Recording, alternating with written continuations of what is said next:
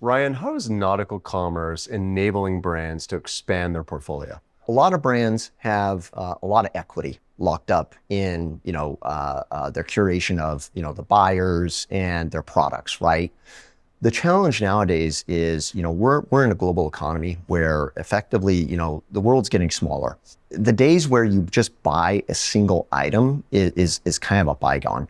And so, a lot of brands can use that brand equity to extend their catalog by offering complementary third-party products that work well or pair well with their core products. And in that case, what you're doing is you're seeing a 15 to 20% lift in revenue with relatively little effort if you leverage the right tool set to do that.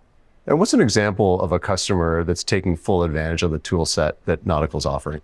We are working with a couple of retailers, marquee retailers, you probably know, that what they're doing is they've decided, look, we have this great brand, like I mentioned, and they want to offer complementary products, right? Because that's a way for them to expand revenues. In reality, if you kind of look at what happened with the pandemic, regular commerce grew at a rate of 40%, marketplaces grew at 80%. That did not fall on deaf ears with all the CFOs out there, right? And so, there's now a bunch of initiatives to go out and power, the next generation of revenue for these organizations by adding complementary products. And what I'd also add is if you look at all the, trillion-dollar companies out there, right? The Apples, the Microsofts, the Googles, they're effectively marketplaces. They didn't start as a marketplace, right, but they evolved into a marketplace model, and that's been a key thesis that's driven growth for their organization. Well, a lot of people will be thinking, what is the difference between Amazon's offering, Shopify's offering, and Nautical Commerce's offering? So how do you answer that? Shopify is really designed very well to support first-party commerce. This is mom and pops that kind of want to launch their first business, or it's well-established brands that decide, hey, we're on, or I guess brick and mortar, and we want to bring it online. And we want to do that in a seamless way. Exactly, right? And it's designed really kind of turnkey. Nautical is similar to Shopify, except what we allow someone that wants to become the next Jeff Bezos or McKinsey to launch their own marketplace near instantly, right? And not have to worry about what we call is all of the plumbing, all of the commoditized aspects of a marketplace. And marketplaces really operate at the intersection of commerce, fintech, and logistics.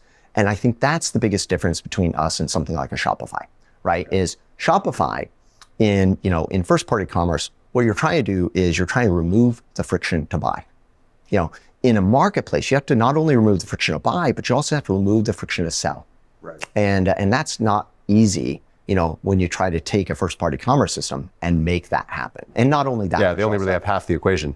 100%. The sell side is the other half. 100%, exactly. And then you also have to remove the friction to operate, because when you're a marketplace, you have much more compressed margins. You're not getting a 40% or a 50% revenue, a share. You're generally getting a 10, 15, 20%. And so you just have to have that efficiency baked in. And so our platform was designed around automating a lot of those nuances. Well, you talk about brands and helping brands identify those complementary products they could be selling. How does the brand go through that process of deciding what they're going to offer and what not, and what's complementary and what's competitive?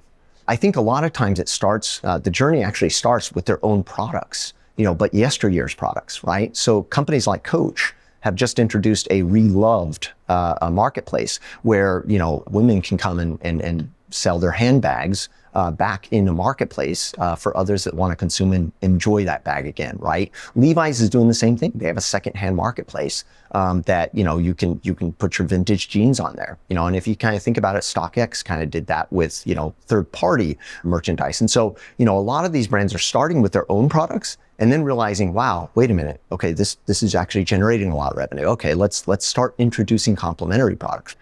You've had a really meteoric success since you came to market with a bunch of customers early and now a big raise you're announcing. What's been the secret to getting VCs on board in this very difficult market? We have been fortunate that we've been able to raise on results. We've had a very disciplined and capital efficient approach to, the way we've run our business. I think it was Q3, we set a strategic initiative to go out and get a certain number of customers and a very specific revenue target. And we hit that much earlier than we expected. We hit it in a third of the time we expected, and that kind of triggered our raise process.